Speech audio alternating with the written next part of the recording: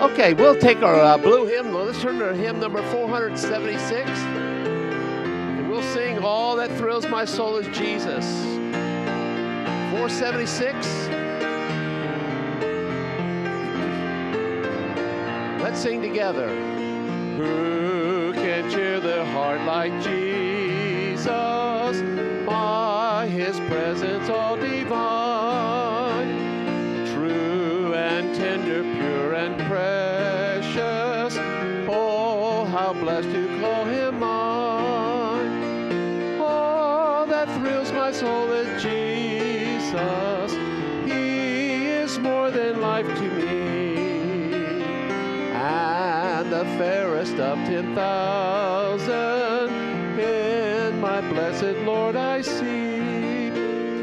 Love of Christ so freely given, grace of God beyond degree, mercy higher than the heaven, deeper than the deepest sea.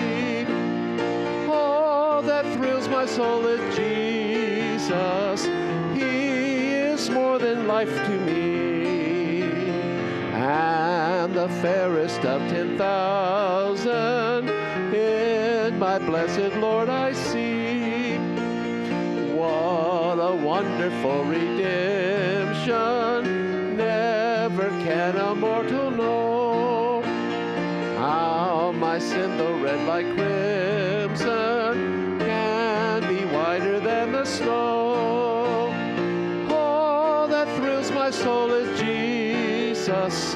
He is more than life to me, and the fairest of 10,000 in my blessed Lord I see.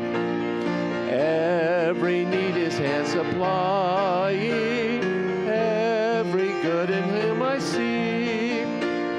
On His strength divine relying, He is all in all to me. All that thrills my soul is Jesus. He is more than life to me, and the fairest of 10,000 in my blessed Lord I see. By the crystal flowing river, with the ransom I will sing, and forever praise and glorify the King. All that thrills my soul is Jesus. He is more than life to me, and the fairest of 10,000 in my blessed Lord I see. Let's remain standing for prayer. And thank you, Kat, for playing tonight. And Brother Ray Cessna, would you lead us in prayer?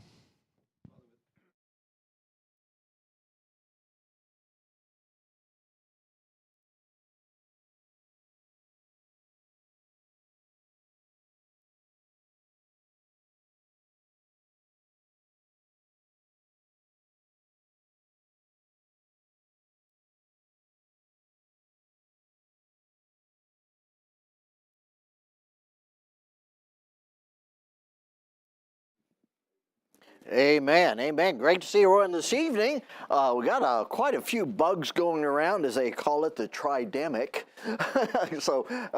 But we have some sort of a stomach bug going around, and then we've had a couple of cases of RSV. I give you that just so that you'll be aware that that's kind of going around our school anyway, and try to take measures to prevent infection, if you would. Let's open our Bibles, if you would, to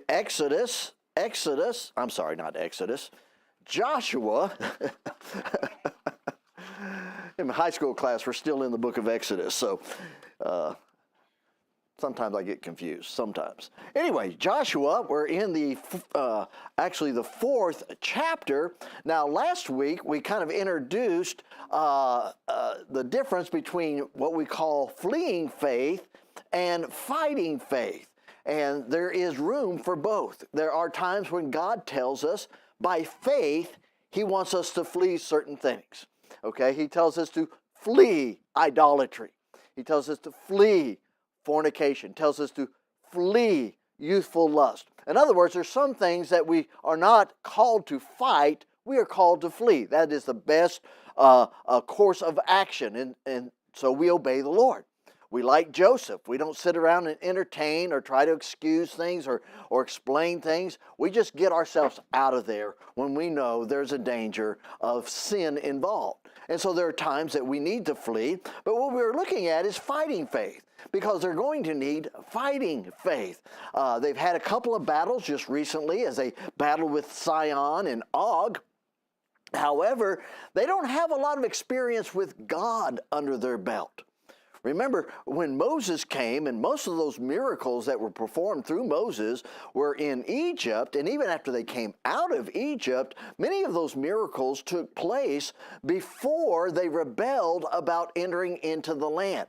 So the last 38 years of their wandering in the wilderness, there wasn't a lot of opportunity for this new generation. Remember, the old generation is dying out. Everyone from 20 years old older is going to pass away before they enter in, save Joshua and Caleb. And so there's a generation of people who are going to be going into fight, and they haven't even experienced the level of faith they need to go into that fight. And so God is going to give them a fresh instance of faith that will help them. Now, of course, there's been other things that God has done to help them. When he allowed Joshua to send the spies into Jericho there, of course, we know that it wasn't to get a strategy or to analyze all the weapons and things they may face. It was designed by God to reach one whose heart was open to salvation. And so while they thought they were going in there to spy out the city, they were actually going in there to witness and win not just a soul to Christ. Remember, she said, my father and my mother and my siblings. So there were several folks who trusted Christ, who trusted in the word of the spies. She was told to put out the red cord as a sign, okay, as a token that they would spare her, but she didn't trust in the token, she trusted in their word. But her faith was revealed by the token, okay? So sometimes our faith can be placed or revealed or remembered through a token, but it's not the token itself. That token is just something to remind us. That token was to remind Rahab that you will be spared as long as you keep this out. That token was to remind the spies, if that token is out there, we are to spare that family. So it was designed to remind everyone. Now, usually when we talk about reminders or things that evoke our memories, we're trying to think of something that happened a long time ago. And in the Christian life, we have a history with God.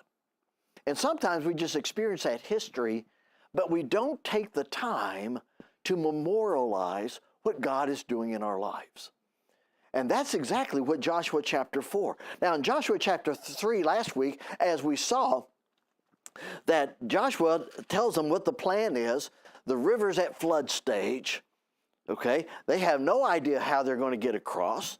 Maybe in some of their minds, they're just going to be waiting it out until the flood stage ends and they can begin to maybe ferry across. It's much like our Rio Grande at times. You know, you can actually wade across the Rio Grande River during much of the year, but there are times when the current is swift, and that is certainly the case here. But he tells them what they're going to do. He says, first of all, you've never been this way. And so I'm going to have the priest take the Ark of the Covenant, and they are going to go to the brink of the river, and they are going to stand in the water. And the moment they stand in the water, the river is going to be heaped up. Now, it was heaped up quite a bit back, about 16 miles according to the scripture. But the river heaped up and quit flowing, and so it provided dry ground for them to pass on. And that's what we looked at last week. And in verse number 10 of chapter 3, and Joshua said, hereby ye shall know that the living God is among you. The whole purpose for this is so you will know the living God is among you. Why? Because they weren't part of that generation that got to see all the miracles. They didn't get to see the 10 miracles there in Egypt. They didn't get to see the manna. They didn't get to see all the Red Sea opening up. Or if they were very young. It is now 40 years later. And these folks need to have a fresh experience with God. And that's the whole purpose of this. God could have made sure the river wasn't flooded, and they just could have walked over naturally.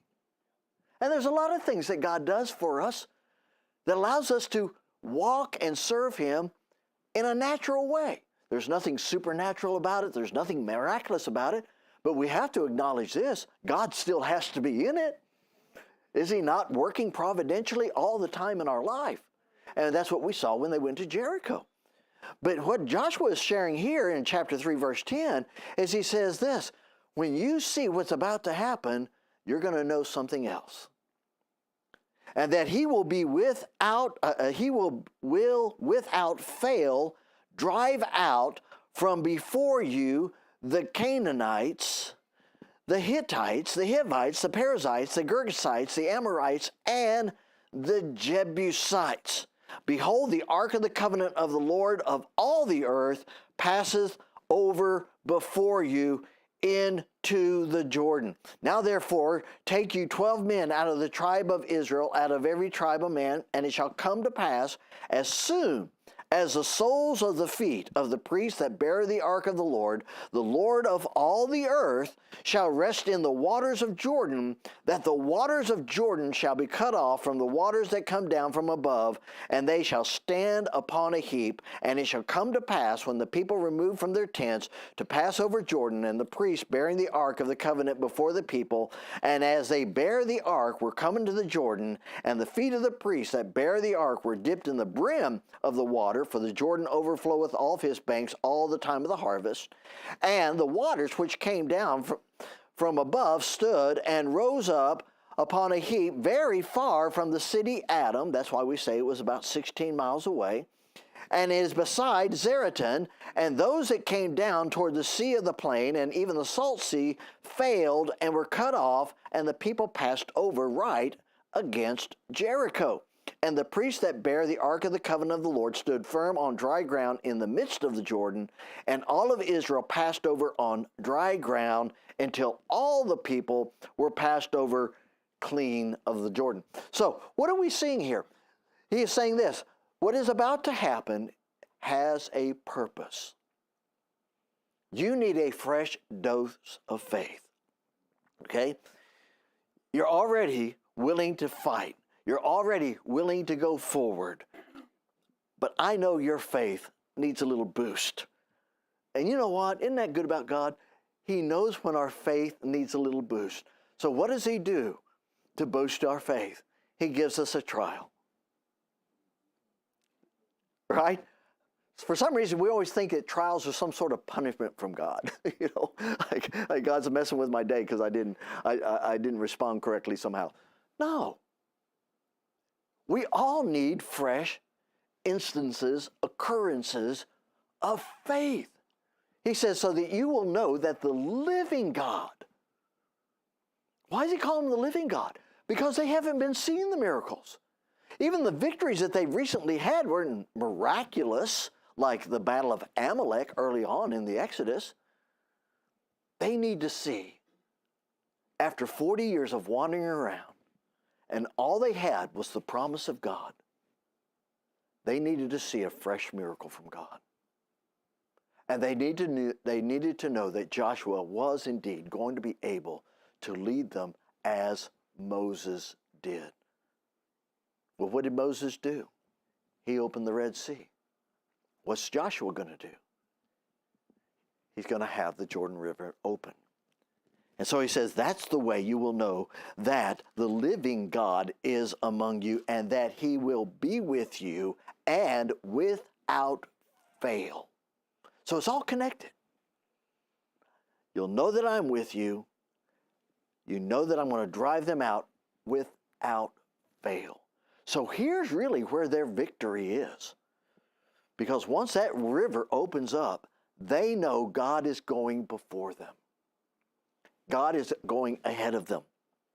So now we go to chapter number 4, and this deals with the memorials. And it came to pass, when all the people were clean passed over Jordan, that the Lord spake unto Joshua, saying, Take you 12 men out of the people, out of every tribe a man, and command ye them, saying, Take you hence out of the midst of the Jordan, out of the place where the priest's foot stood firm, 12 stones, and you shall carry them over with you, and leave them in the lodging place where you shall lodge this night. Then Joshua called the 12 men whom he had prepared for the children of Israel, out of every tribe a man, and Joshua said to them, Pass over before the ark of the Lord your God into the midst of the Jordan, and take you up every man of you a stone upon his shoulder, according to the number of the tribes of the children of Israel.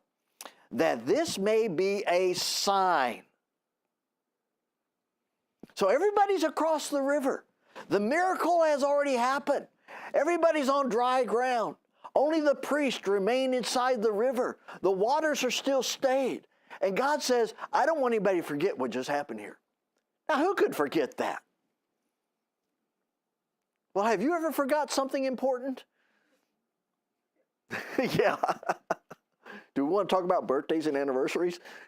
How many of us have forgotten incredibly important things when all we needed was something to just jog our memory? And God says, I don't want you to forget what happened here. Yeah, it may be not as spectacular as the Red Sea, but you're going to draw strength from what happened here as long as you will treat it like a memorial. This thing will continue to have power in your life because that's what memorials are designed to do. They're designed to keep something alive after it has long passed.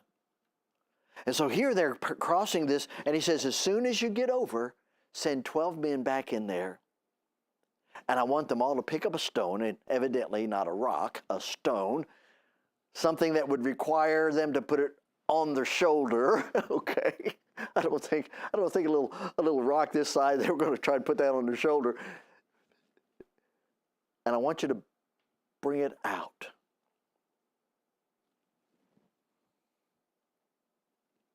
That it may be a sign among you that when your children ask their fathers in time to come, saying, what mean ye by these stones?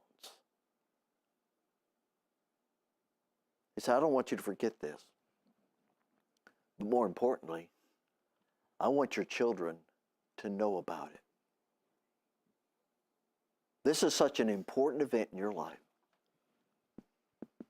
that I want there to be something that will provoke the hearts of your children to ask a question. The power of curiosity. The power of curiosity when it comes to the gospel. You know, sometimes we think we have to talk people or force ourselves on people. But if you look at how Jesus did, many times he just started by asking questions that would draw people out, right? And they would become curious, like the woman at the well. I've asked you for a drink. If you ask me for a drink, I'll give you a drink in which you'll never thirst again. Now that conversation couldn't end there. It couldn't, because she has to know, number one, where are you getting this water? Number two, how in the world can you give me water in which I'll never thirst again? And that breaks open the whole conversation. And what God is doing here for his people, he's saying, look, I don't want you to forget this. Because if you forget it, your children will never know about it. Now here's a shocking thing. From time to time I will ask kids about how their family became a Christian family, the Lord and things of that nature. You'd be surprised how many young people do not know the salvation testimony of their parents.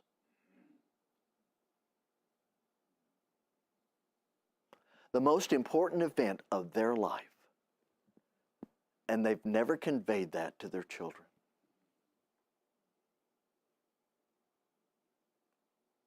One of the most powerful tools they'll ever have in their hand. Their own testimony.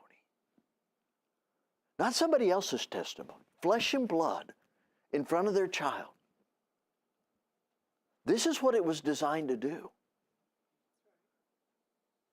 Because God knows it's completely possible for us to have an spiritual experience, whether it's at salvation or something like this. And we're all excited about it, and we're all glorious about it, and we give a praise report in church about it, and then after time we forget about it.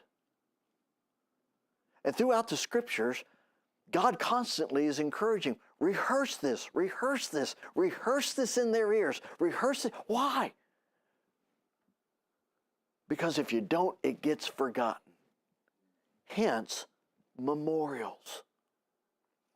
Now, God is the one who describes how he wants this memorial. I want there to be a stack of 12 stones on the other side of the river that will be there for generations. Now, this isn't God's first memorial.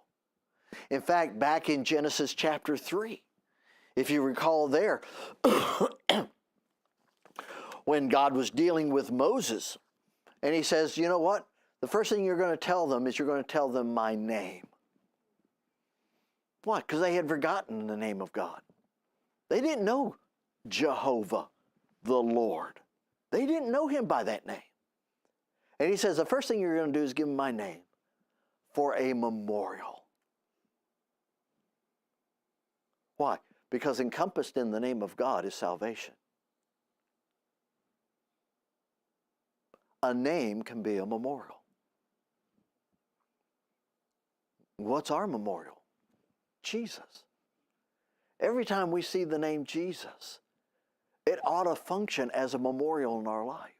Now, I know we see the name Jesus probably hundreds of times a day in the way we live, but there are times that we just need to stop and think, because remember what the name Jesus means. It means Savior. He shall save his people from their sins. We should never hear the name of Jesus without thinking about the great price he paid for us. The suffering that he endured for us. The intercession that he continues on for us. It is a name that one day is going to be exalted above every name. And God says, I want my name to be a memorial. I want it to function just like a memorial. That when people think upon my name, they think of things that are important. They think of sacrifice. They think of victory. They think of whatever it is they associate with me as their God. I want them to think of. In Exodus chapter 12 and 13, God instituted the memorial of the Passover. So coming right out of Egypt there, he has them memorialize this day. And again, for the same reason. For in the time to come, your children will ask, what meaneth this? Why are we eating unleavened bread for a solid week? What's with that? Why are we killing the little lamb? Now, when people ask questions, they will not resist answers. You see, the problem sometimes in our witness is we try to provide answers to questions that have not been asked. The key to witnessing is getting them to ask the questions. You have to be wise as serpents and harmless as doves. One I used to like to use on a job site was I would just walk up to somebody and I would feign like I just received an epiphany. And I said, you know what I just figured out? They said, what? If a man's born once, he has to die twice. But if he's born twice, he only has to die once. And then I'd leave it there. They can't stand it. They cannot stand it. What do you mean? Well, now you've asked the question.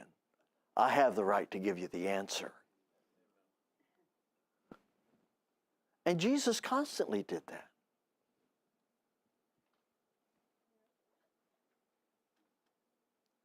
And we should too. And that's what memorials do. They provoke not just memories for those who experienced them, they provoke questions for those who did not. And so he says, I want you to build this memorial. And for all generations. Another feast, the Feast of Purim. Remember in the book of Esther, when all the Jews were scheduled for execution. And they established that feast there of Purim. And the Bible says that it should be a memorial throughout the generations. We think of other memorials, such as the story of Exodus 17. That was the Battle of Amalek, when Joshua went down to fight and Moses had to hold up his rod, with both arms and couldn't keep them up. They had him sit down and hold up his arms. And God says, I want you to rehearse this in the ears of Joshua for a memorial. In other words, this is Joshua's personal memorial. Keep reminding him that the battle is the Lord's. Keep reminding him, yes, he is to go out there and be a vessel and be obedient, but it is God who gives the victory. Now, why did he tell him to rehearse that in his ears? Because God in his foreknowledge knows they're not entering into the promised land in a couple of months. In his foreknowledge, he knows it's going to be 40 years. And Joshua's the man. And of all the people, he's the one who needs to know the battle is the Lord's. The horse is prepared against the battle, the day of battle, but safety is of the Lord. And so God is already preparing Joshua with his own little personal memorial there. And of course, we think of other memorials, the Lord's table. That's a memorial.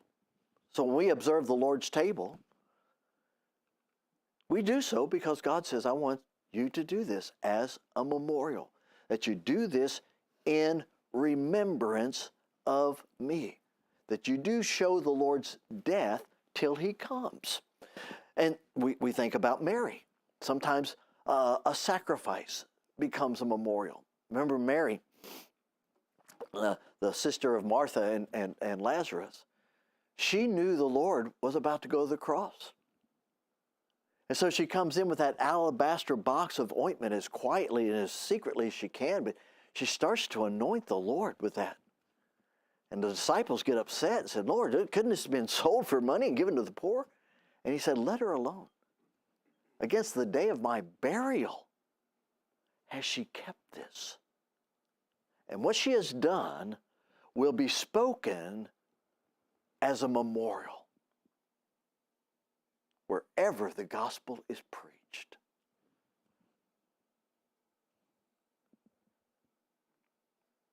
Isn't that amazing? She just wanted to worship God. She just wanted one last time to worship at his feet, to pour out everything that was valuable to her in her life, having no assurance she would ever see him again. Wanted to make sure that her sacrifice was acknowledged while he was alive. She wasn't thinking about memorial. But you know what? Everywhere the gospel has been preached, that story has eventually come up about what it means to pour out your life for Christ. So God's big into memorials. And if he is, we ought to as well. And he's instructing them here to put this memorial for the children of Israel forever. And verse number 7, you shall answer them that the waters of the Jordan were cut off from before the ark of the covenant of the Lord. When it passed over the Jordan, the waters of the Jordan were cut off, and these stones shall be a memorial unto the children of Israel forever. And the children of Israel did so, as Joshua commanded, and took up the 12 stones out of the midst of the Jordan, as the Lord spake unto Joshua, according to the number of the tribes of the children of Israel, and carried them over with them unto the place where they lodged, and they laid them down there. And Joshua set up the 12 stones in the midst of the Jordan, in the place where the feet of the priest bare the ark of the covenant stood, and they are there unto this day. Now, Joshua does what God tells him to, but then Joshua does something else. He goes back into the river and he builds an identical memorial. It's going to be inundated with the water. That's his personal memorial. Now, there's some illustrations here about our death with Christ and how we go into the grave with him, and we're not failing to acknowledge those lessons here. But essentially, Joshua just kind of takes it on his own and says, you know what? This will be my memorial. I may never see it again, but I know it's there. When I think about this day, I'm going to think about that. I'm going to think about my own personal going back into that river and saying, this is just between me and God. That's the public testimony. This is my personal testimony. That if for some reason that pile of rocks gets knocked down and scattered, I know where there's still a pile of rocks that nobody can knock down and scatter. It will be there forever. And so Joshua set up the 12 stones, and they are there unto this day. Well, let's get started on the lesson. What did we say about that? All right. What is a memorial then? Well, it is a record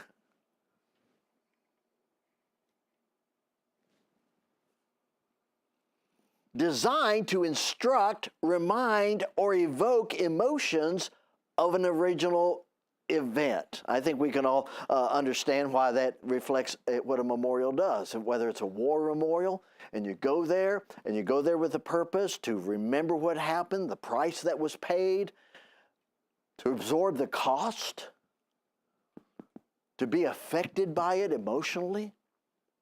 Well, this is what memorials do for us. And of course, like any memorial, there's all kinds of spiritual memorials. Number one, there's the memorials of our victory. Let me ask you, do you have any memorials of victories? Now, as a former coach, came across a lot of trophies over the time. You know, you win trophies, you go to tournaments and all kinds of stuff. A lot of trophies. But there's some trophies that were special to me because they involved games where God was without a doubt involved and glorified. One of my favorite trophies is about this tall. It's not very big, it's not very impressive. But it was a trophy that we won at a tournament of some very major Christian schools, and we were just at the time a very small school. And but they had a team back out. And so these are big Catholic schools in downtown Houston. You know, we're talking about Mount Carmel Catholic School, some big schools. But they had a team drop out. And so this guy hits the Christian directory, starts calling teams trying to get this place filled. Well, he calls me. He said, would y'all like to play in a tournament? You won't even have to pay to get in. I'm in. So I take my little team there, and we're at Burger King before we eat the game, to eat before the game. And this other team walks in, and it happens to be the team we're playing, Mount Carmel. And the operative word there is mount, because they were all mountains. Everybody on the starting five was over 6 foot. My tallest guy was 5'10", and everybody else was well under that. And so we're sitting there, and they're coming in, and they look at us, and they said, "Are you Sanjak?" I said, "Yes." And they all started laughing at us. All those big basketball players just started laughing because they knew they were going to cream us. I knew they were going to cream us. My players knew they were going to cream us. And so, all my guys are freaking out. So during warm-ups, they keep looking over there at them. I said, stop looking at them. Don't look at them. Let's just play our game. This is the things we can do. And let's just trust God. Well, they thought they were going to score 100 points on us. But we were scrappy. And here's the case. We were ahead at halftime. And by this time, all the other schools have showed up in the gym, and this place is huge. And they're all pulling for us. The little team that doesn't even have real basketball uniforms. You know, and they have all these silky warm-ups and stuff, and they're dunking, and, you know, all this kind of stuff. And we were scrappy. We were too small for them to play. They kept running over us and getting fouls. And we're ahead. And we're ahead into the fourth period. And then my big guy fouls out. And we end up losing by a few baskets. But that whole gymnasium is just going wild. That this little podunk team was taking down this big dog. Now, that was glorious. Because my kids thought they won that game. But here's what the guy that ran the tournament did. He went and got a special trophy made for us. And before our next game, he presented that to us before a whole gymnasium. He says, I have never seen a team overplay their ability like I saw this. Well, that was God. I mean, shots were going in that should never have gone in. And calls were going our way that should have never gone our way. But you know what? That was a victory. We lost the game. But that was a victory. I had other trophies where we won games we shouldn't, but it was obvious God was in it. Now, I don't have any of those other big old trophies that we won. It's those little ones that remind me of the victory. Because every time I look at that trophy, I start remembering that whole game. I can remember thinking, could we actually do this? And all the emotions come back. My team that year got such confidence out of that game that we went on to win the league that year when we weren't supposed to. Now, I'm not one of these guys that wants to involve God into athletic events if you're not letting God be involved in other areas of your life. I'm not one of these guys that just prays, let's win this game. No. But you should involve God in every area of your life. So that when He performs, you have a testimony. And if you're careful, you'll take away a trophy. It can be anything. I have a box full of cards that have been written to me. Those are my memorials. They are evidence of what God has done in somebody else's life that they felt I had some part of. Now, I might forget all that. But when I open up that box and start reading those cards, then it all comes back.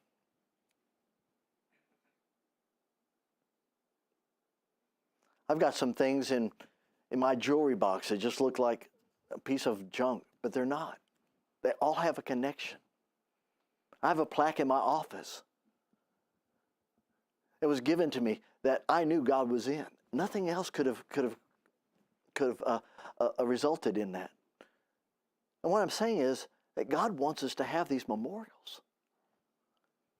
None one because they re-encourage us, but so that we can tell our children about them. And we should have lives full of memorials. So when our kids ask the question, what does this mean? Why do we do this? You can tell them about the Lord. That's the whole purpose of the memorial there. So they celebrate spiritual victories, demonstrate the value of duty and obedience. There may be some things in, I used to have a memorial in my closet. It was actually a jacket that was given to me that came through answered prayer. And it was an incredible thing. I saw this jacket in the store, and my wife and I, we were very limited in our income at that point. And I looked at it and I just said, Lord, one of these days I want a jacket like that. And my wife wasn't even near me. Okay? But I knew I was going to ask my wife for that jacket because it would have cost more than we had to spend at Christmas. So I just, Lord, I'd sure like to have a jacket like that someday. A couple weeks later, right before Christmas, a knock at the door, a package gets delivered. It's that very same jacket. My wife did not buy it. My wife knew nothing about it. Now that jacket no longer fits me, but it's a memorial. And every time I look at it, it's just a reminder of how good God is to me. that He'll give you the desires of your heart.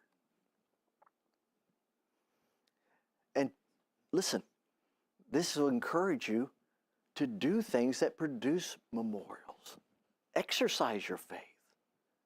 Learn how to step out there. Put God to the test. There's all kinds of memorials. Spiritual memorials can consecrate the sacrifice involved. Spiritual memorials can communicate the testimony of God. And that's what they're for. Eventually, it is to communicate something to someone else. Now, here's the thing we have to be careful about memorials, especially if there's something tangible. A memorial is never to become an idol. Okay? It is a reminder. It doesn't have any power. Its power is in evoking a memory. And so just because you have something that could qualify as memorial, you don't want to begin to look at it as though it has some power, okay? I think we all agree on that. So whether it's a monument, a token, an object, a song, a tradition, a date, a place. One of my memorials is down in LaPorte. It's a place. It's where I surrendered to preach. It's a place called Sylvan Beach Park. It's a park. It's not really a beach. It's just a park. But for a few hours, me and God wrestled in that park. And I finally surrendered. We settled it right there. And from time to time, I'll head back to the old town and I'll go out of my way to go to that park. And I'll sit approximately where I was and think about that day. That totally changed my life.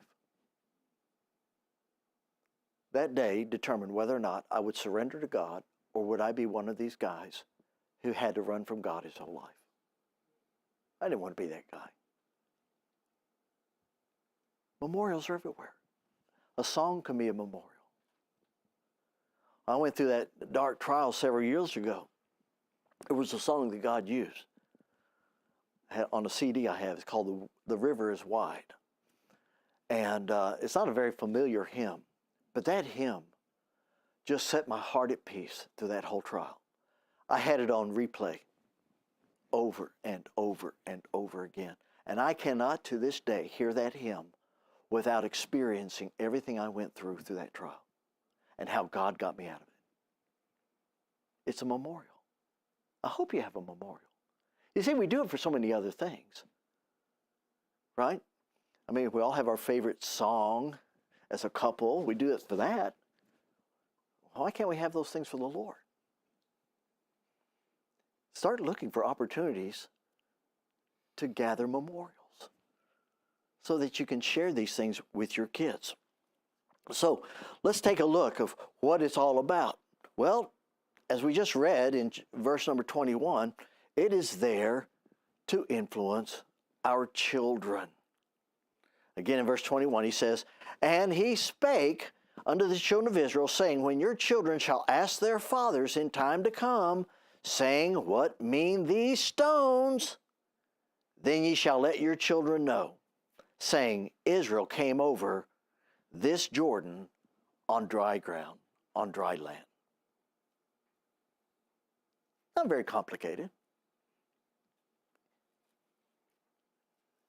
But you know, if I'm a father, my kids getting to that time in their life when they're open to spiritual things, I'm thinking I'm planning a little trip by that pillar of rocks. Maybe say, "Son, what do you think about that pillar of rocks?" It's not very impressive. Yeah, you're right, it's not. Do you know why they're there? No, why? You may not believe this, but the reason we're on this side of the river is because God opened that river up. No way. Way.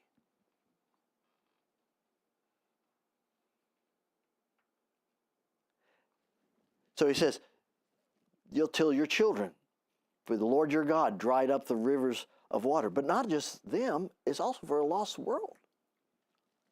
He goes on to say in verse number 24, that all the people of the earth might know the hand of the Lord. Remember, when he opened up the Red Sea for them to go across on dry ground to leave Egypt, that story got out there. Because remember, in Jericho, they're well aware what happened 40 years ago. And to them, that's still the God that's in power. What do you think this did to them? Maybe they thought to themselves, maybe that river will stop them. And somebody else said, if a sea can't stop them, a river's not going to stop them. But God opened up the river. Because it wasn't just about their children. It was about the world.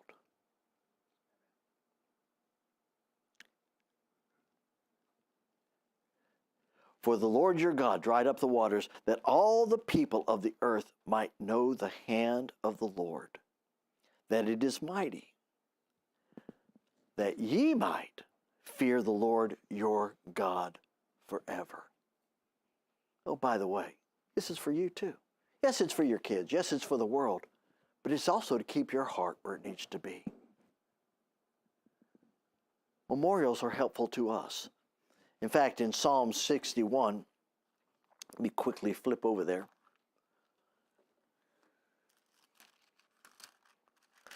The psalmist writes, "Hear my cry, O God, attend unto my prayer. From the end of the earth will I cry unto thee when my heart is overwhelmed." I'm sorry, that's the wrong psalm. Psalm 63. I didn't think that was it.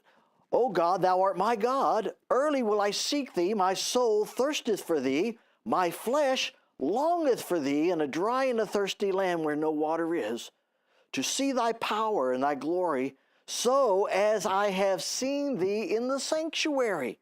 Because thy loving kindness is better than life, my lips shall praise thee.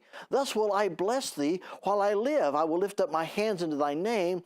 My soul shall be satisfied with marrow and fatness, and my mouth shall praise thee with joyful lips when I remember thee upon my bed."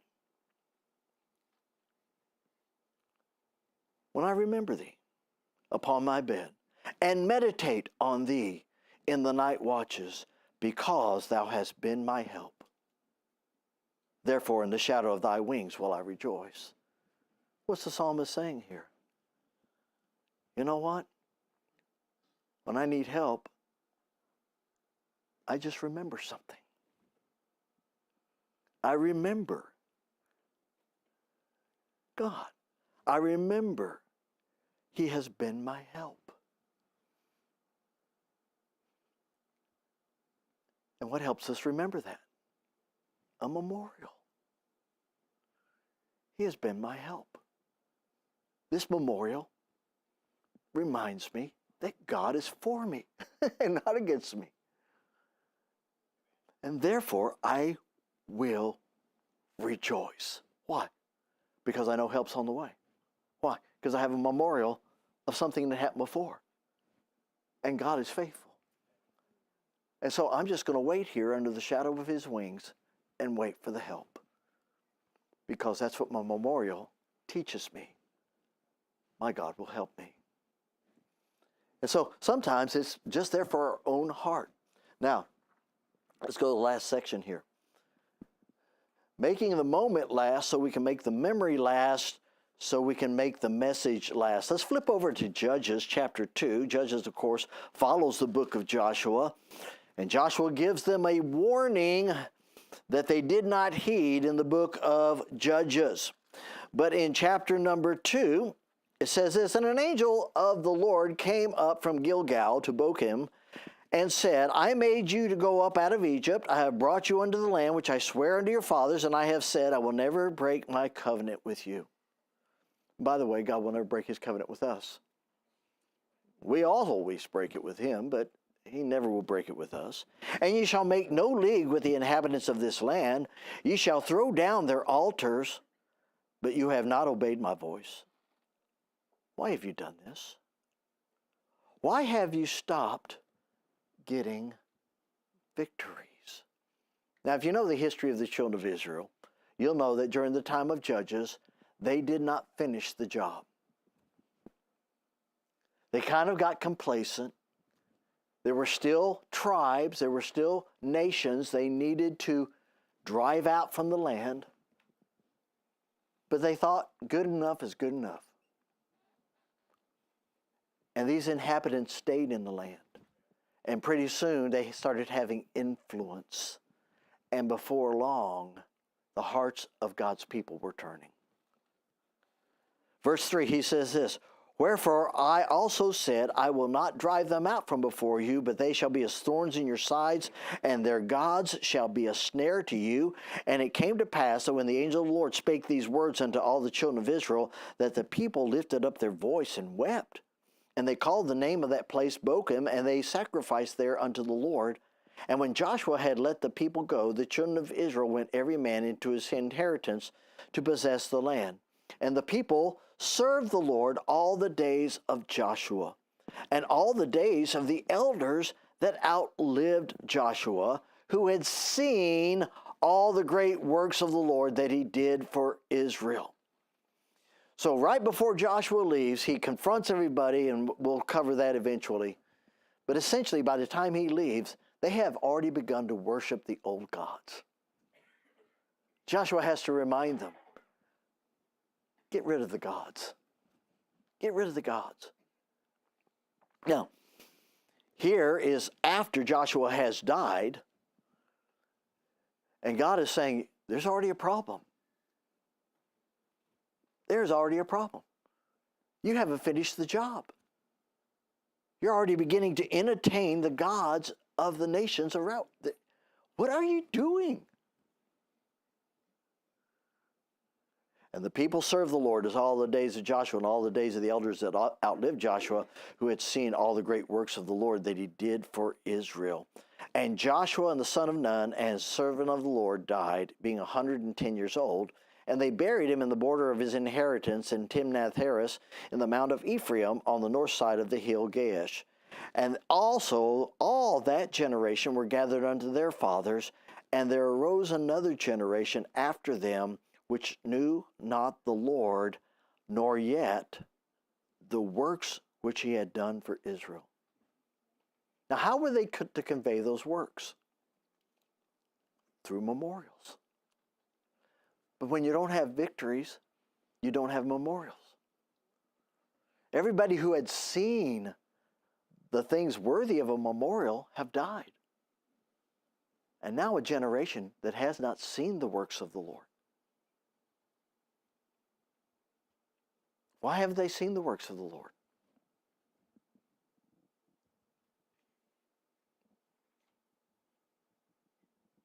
Because they haven't served the Lord. They know not the Lord. Notice what he goes on to say there.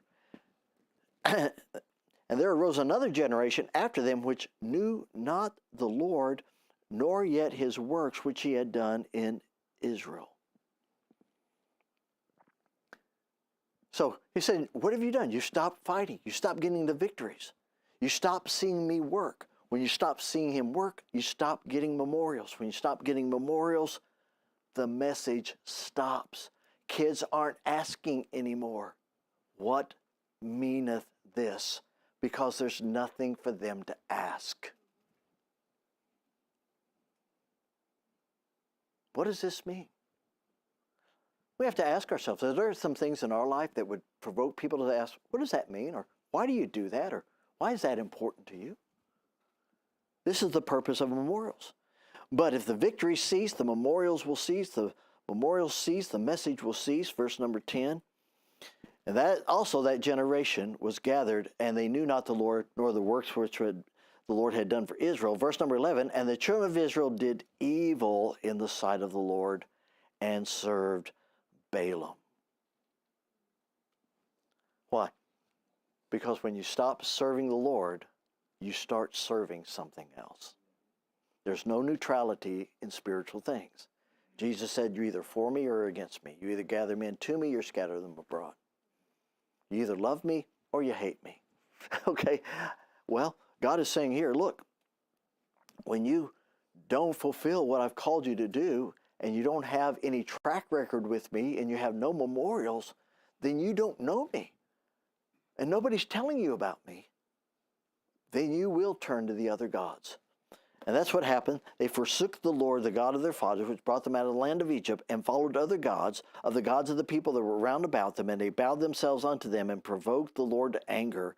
And they forsook the Lord, and served Baal and Ashtaroth. Now, that of course took place over 3 generations.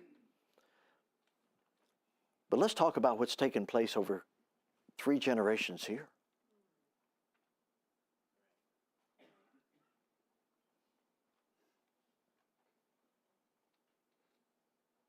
Are kids even asking questions anymore? In other words, they had nothing to ask questions about, so there was no answer, so the message didn't keep going. And so, rather than serving the God they never heard of, they naturally turned toward the gods they were hearing of. Because if there's one thing that's true, the world will make its gods known. The world has no compunction about witnessing about its gods. It has no shame, it has no fear. It's all just out there. And if we pull back, then that's the only message they have. And that can describe what has happened here in this nation. And so this is where Joshua is trying to get them. Before he can take them into battle, he wants them to have this fresh dose of faith so that they may know that God had indeed delivered them into their hand. Okay, we'll stop there.